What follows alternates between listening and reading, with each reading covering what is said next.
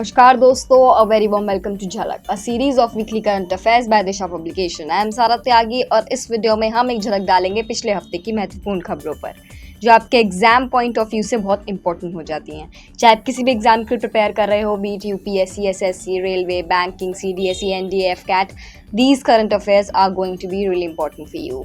और अगर आपको करंट अफेयर्स एलैबोरेटेड फॉर्म में चाहिए, then you can go and check out our quarterly compilation magazine. Along with that, the PDF link of this video will be provided to you on our Telegram channel, और Telegram channel के हमने links जो हैं आपको description box में दिए हुए हैं। Please go and check them out also. चलिए शुरुआत करते हैं अपने फर्स्ट सेगमेंट से of the week, which is people in news. The first person who is in news is Ramakrishna Mukkavilli. Why he is in news? Because he has become the first Indian to be recognized by the United Nations Global Compact as Global SDG, that is Sustainable Development Goals Pioneer. So first time ऐसा हुआ है in the world that an Indian, who is Mr. Ramakrishna Mukavalli, he has been named as the Global Sustainable Development Goal Pioneer for water stewardship by the United Nations global compact. ठीक है, यूएनजीसी की एक ये agency है. उन्होंने इनको name किया है as a pioneer for the sustainable development goals of UNGC. और इसी में जो है अराउंड 10 ऐसे लोग हैं, 10 ऐसे पायनियर्स हैं जो ये इस एजेंसी ने, यूनाइटेड नेशंस ग्लोबल कॉम्पैक्ट ने नेम किए हैं. Who are corporate leaders who are excelling in advancing the sustainable development goals by implementing global compact 10 principles of human rights, environment, labor and anti-corruption. So इसलिए ये important है because CDS जैसे exams में, CAPF जैसे exams में ये question आ सकता है, इसलिए मैंने कवर किया है. बढ़ते हैं अगले अपने पर्सन की तरफ, who is मिथाली राज. हम सभी को पता है she is a famous cricketer. She has recently announced retirement from the international cricket. ठीक है, 39 ईयर्स ओल्ड हैं ये. She हेल्स from Jodhpur, Rajasthan. और इन्होंने काफ़ी अपना इन्होंने करियर तो अपना 1997 के अराउंड शुरू किया था, if I am not wrong. अगर आपको करेक्ट एग्जैक्ट डेट पता है तो प्लीज़ कमेंट में लिखना. बट अपार्ट फ्रॉम इट इन्होंने T20 इंटरनेशनल T20s खेले हैं, वनडे इंटरनेशनल्स काफ़ी सारे खेले हैं और टेस्ट क्रिकेट भी खेला है. After that she has announce retirement from the international cricket. अगली पर्सन इन न्यूज़ है Avani Lekhara, again from the field of sports. Why she is in news? Because she has recently set a new record to win gold at para world cup. इन्होंने अपना ही record दोबारा तोड़ा है. Tokyo Paralympics में भी इन्होंने gold medal जीता था इन पैरा शूटिंग. और अब जो है इन्होंने recently para shooting world cup हुआ था चेटरॉक्स, फ्रांस में. वहाँ पे इनका जो रिकॉर्ड स्कोर था that was 250.6 in women's 10 metre air rifle SH1. ठीक है, she is a 20-year-old shooter and इन्होंने अपना पहला जो रिकॉर्ड था वो तोड़ा है, दैट वाज 249.6. ठीक है, और रिसेंटली ये जो पैरालंपिक्स गेम्स होने वाले हैं 2024 में पेरिस में, उसके लिए क्वालिफाई कर चुकी हैं इसी के साथ. ठीक है, बढ़ते हैं अगले पर्सन इन न्यूज़ की तरफ, NJ Ojha. Why he is in news? Because he has been appointed as the मनरेगा's ombudsman. Ombudsman MNREGA का कौन होता है, ये बात हम अभी डिस्कस करते हैं. But apart from it, MNREGA क्या है पहले देखते हैं. इट इज़, हम सभी को पता है, most of people must be knowing, Mahatma Gandhi national rural employment guarantee scheme. इसका जो फुल फॉर्म है नेशनल रूरल एम्प्लॉयमेंट एक्ट 2005 के बाद ये आया था. उस टाइम जो है इसका नाम नरेगा हुआ करता था. उसके बाद इसको रीनेम किया गया मनरेगा इन 2009. इंडियन लेबर लॉ जो है और सोशल सिक्योरिटी मेजर्स जो हैं उसके अंडर ये एम करता है to guarantee right to work. इसमें क्या है, NJ ओझा जो हैं अभी रिसेंटली अपॉइंट हुए हैं 2 साल के लिए ओम्बड्समैन. ये ओम्बड्समैन क्या करता है, ओम्बड्समैन क्या करता है exactly, let's discuss. He has power to investigate allegations of MNREGA staff. जो भी एलिगेशंस अगर लगे हैं किसी मनरेगा स्टाफ के ऊपर, और उनको इन्वेस्टिगेशन करने की पावर रखते हैं ये. और वो 30 डेज की रिसीट भी अवॉर्ड करने की पावर रखते हैं in the against of complaint. Okay, दूसरा ये क्या करेंगे, कोई भी इशू होगा इनसे रिलेटेड तो सुओ मोटो की प्रोसीडिंग्स ये लोग ये चलाएंगे, द पर्सन NJ ओझा. इसके सिवा ये अगर कोई डिले हो रहा है पेमेंट में ऑफ वेजेस में, नॉन पेमेंट है, अनएम्प्लॉयमेंट अलाउंसेस हैं उसका नॉन पेमेंट है, तो वो भी ये देखभाल करेंगे. So that is why he is in news. He is a very important person. NJ Ojha appointed as ombudsman of MNREGA. अपने अगले सेगमेंट की तरफ बढ़ते हैं, which is important days. The first important day is world tumour day, observed on 8th of June. इसकी theme थी together we are stronger. There are 2 types of brain tumors. First is non-cancerous, that is benign, और malignant होता है, which is cancerous. And according to National Health Portal, every day worldwide, more than 500 cases. In fact, every day 500 cases से new cases से ज़्यादा brain tumours diagnose होते हैं. सो इसीलिए उसकी तरफ अवेयरनेस बढ़ाने के लिए ये डे सेलिब्रेट होता है. इसके बाद बात करते हैं वर्ल्ड ओशन डे की, which is again celebrated on 8th of June. इसकी थीम थी revitalization collection action for ocean. Very important day आ सकता है न्यूज़ में. इस बार काफ़ी ज़्यादा न्यूज़ में रहा है. ये आपके एग्जाम में पूछा जा सकता है.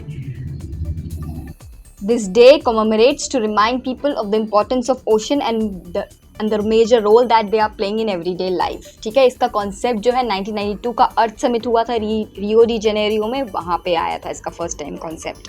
ओके, अब बढ़ते हैं अगले डे की तरफ, which is world day against child labour. 12th of June को ये ऑब्जर्व होता है. Universal social protection to end child labour. ये भी एग्जाम के लिए इम्पॉर्टेंट है. On this day ILO, which is international labour organization, ILO का full form, together it constitutes and partners. It is calling for increased investment in social protection systems and schemes to establish solid social protection floors and protect children from the child labor.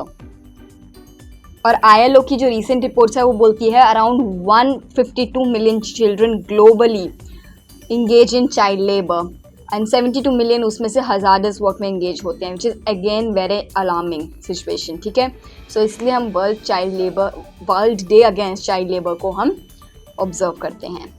अपने अगले segment की तरफ बढ़ते हैं, which is national news. Rajasthan CM has introduced Rajiv Gandhi Khel Ratna award for the state for sports person.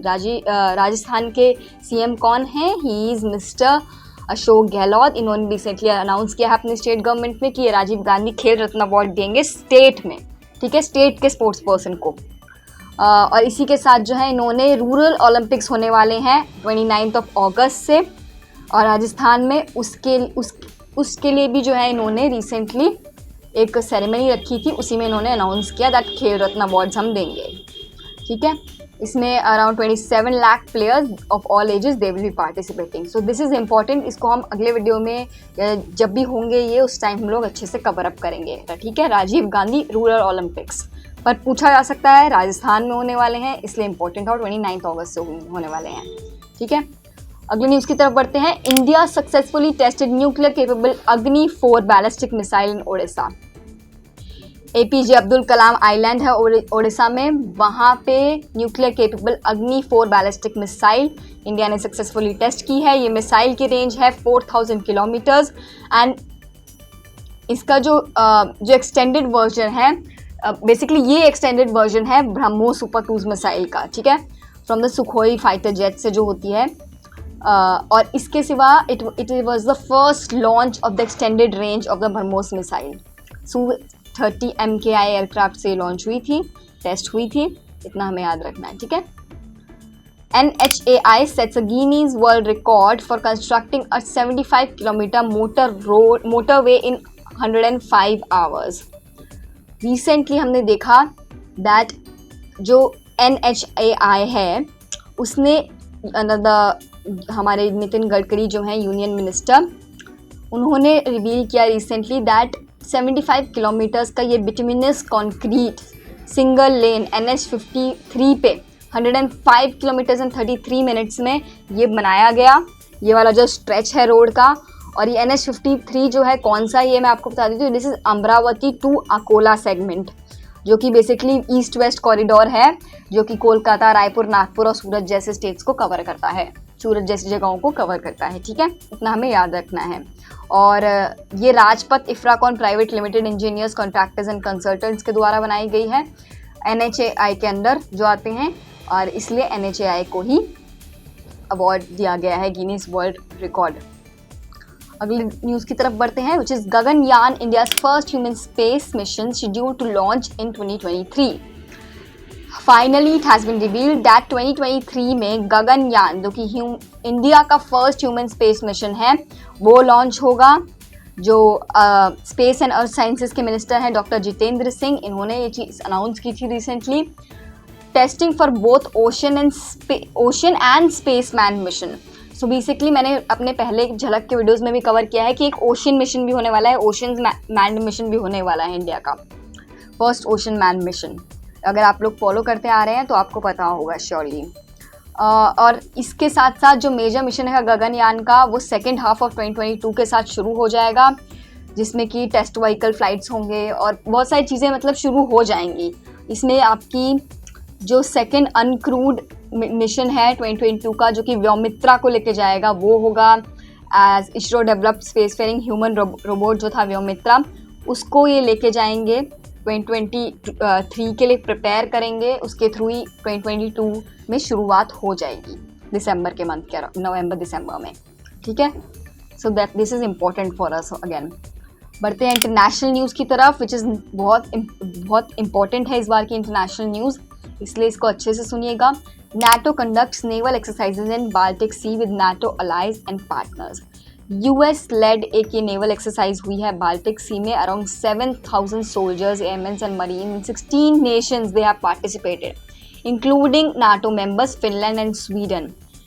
इन्होंने शुरू किया है, एक हर साल होता है इनफैक्ट, बट इस बार इसलिए इम्पोर्टेंट है बिकॉज यूक्रेन एंड रशिया का वॉर चल रहा है। NATO is very much in news, और इस एक्सरसाइज का नाम है BALTOPS. It is annual naval exercise. पूछा जा सकता है बालटॉप्स किससे रिलेटेड है? नाटो स्टेट से रिलेटेड है, नाटो कंट्रीज से रिलेटेड है। 1972 में ये शुरू हुई थी to response to any specific danger related to marine basically maritime से रिलेटेड कोई भी डेंजर है उसके लिए। और इस बार स्वीडन और फिनलैंड ने दोनों ने पार्टिसिपेट किया है, which shows that Sweden and Finland is moving towards to being a NATO ally in future, ठीक है, इसलिए इंपॉर्टेंट है ये। अगली न्यूज़ की तरफ बढ़ते हैं। World bank cuts India GDP forecast to 7.5। World bank ने रिसेंटली इंडिया का करंट फाइनेंशियल ईयर का जो GDP है वो बोला है 7.5% होगा, a hefty 1.5% points down the previous. पहले इन्होंने प्रिडिक्ट किया था कि 8.7% हो सकता है इंडिया का GDP, लेकिन अब बोल रहे हैं 7.5% होगा, ठीक है। Writing in its global economic prospects reports इनकी आई थी, उसमें इन्होंने ये चीज़ बताई है, because of the rising inflation, supply chain disruptions and geopolitical tensions like Ukraine and Russia, okay. अगली न्यूज़ की तरफ बढ़ते हैं। Ecuador, Japan, Malta, Mozambique, Switzerland, these 5 nations they have been elected to the UNSC। ये news again मैंने cover की थी जब इंडिया इलेक्ट हुआ था, ठीक है। तो अब जो है इसमें ये 5 नेशंस दोबारा इलेक्ट हुए हैं यूनाइटेड नेशंस सिक्योरिटी काउंसिल के नॉन परमानेंट मेंबर 2022 से 24 टर्म के लिए। इसमें इंडिया भी था last year, India, Ireland, Kenya, Mexico and Norway था, जिनका टर्म जो है जनवरी 2023 में ख़त्म हो जाएगा, ठीक है। India 2-year stint as a non-permanent member of United Nations Security Council will finish its term in December, ठीक है। उसके बाद और इसके साथ साथ जो प्रेसिडेंसी है वो तो वो होल्ड करता रहेगा इंडिया, ठीक है। अगली न्यूज़ की तरफ बढ़ते हैं, which is Britain's queen has become world second longest resigning monarch. So basically recently Australia's queen's birthday was celebrated. Britain's queen Elizabeth जो है, इन्होंने ओवरकम कर लिया है थाईलैंड के किंग जो है the world second longest resigning monarch after France Louis 14। सो ये सबसे ज़्यादा जीने वाली, सबसे ज़्यादा लंबी टाइम तक मोनार्क बने रहने वाली ये दूसरी रानी है इस टाइम, दूसरी मोनार्क बोलेंगे इनफैक्ट, बिकॉज इससे पहले कोई रानी तो फीमेल वॉज नेवर देयर। सो इससे पहले फ्रांस के लुई 14 जो थे, he resigned as a monarch for around 72 years। and UK की जो क्वीन है, क्वीन एलिजाबेथ, इनका रिसेंटली 70 years of service पूरा हुआ था। She is 96 years old। Recently इनका बर्थडे भी सेलिब्रेट हुआ था in all over the Commonwealth countries. और 1953 में क्वीन एलिजाबेथ II क्राउन हुई थी, और ब्रिटिश मोनार्क जो है इन बेसिकली क्वीन विक्टोरिया इनसे पहले जो थी उनको सरपास कर दिया था इन्होंने 2015 में ही, ठीक है, एज द लॉन्गेस्ट रिजाइनिंग। इनकी जो ग्रेट ग्रैंड मदर थी क्वीन विक्टोरिया, उनको सरपास कर दिया था as the longest serving British monarch. So recently अब हम देख रहे हैं she is very much in news, तो इसलिए पूछा जा सकता है, ये भी पूछा जा सकता है कि फर्स्ट मोनार्क कौन थे who had the longest resign. So he was Louis Philippe from France, ठीक है, जिनका टर्म था 72 years 110 days of resign, okay. और ये वो लुई फिलिप जो थे 1643 से 1715 तक थे। और आप देख सकते हैं क्वीन एलिजाबेथ जो है 1953 से 2022 तक, तो अभी तक तो हैं और आगे भी वी होप दैट वो बनी रहेंगी, ठीक है। बढ़ते हैं अगले न्यूज़ की तरफ। BIMSTEC celebrated its 25th anniversary on June 6th। BIMSTEC is again a very important organisation जिसने कि Bangladesh, Bhutan, India, Myanmar, Nepal, Sri Lanka and Thailand, इन सभी नेशंस बनाता है बीमस्टेक के मेंबर्स को, ठीक है। इनका रिसेंटली एक अभी 25th एनिवर्सरी सेलिब्रेट हुआ था।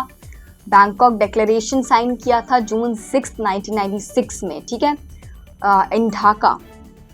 और उसके बाद ये जो भी 5th समिट हुआ था कोलंबो, अभी रिसेंटली 5th समिट हुआ कोलंबो में मार्च के महीने में 2022 का बीमस्टेक का, सो वो भी इम्पॉर्टेंट है। और 25th एनिवर्सरी है, इसलिए बीमस्टेक से क्वेश्चन बन सकते हैं। So please go through BIMSTEC very carefully. अब बढ़ते हैं अपने लास्ट सेगमेंट के of the day, which is reports and rankings, the Asia university ranking 2022। सो क्वैक्वेली सिमॉन्स QS रैंकिंग इसे बोलते हैं, हर साल निकाली जाती है। ये London based global higher education की रैंकिंग है। ये 19th एडिशन निकाला गया है, world's most consulted international university ranking, जिसमें वर्ल्ड की टॉप 900 यूनिवर्सिटीज़ आती हैं।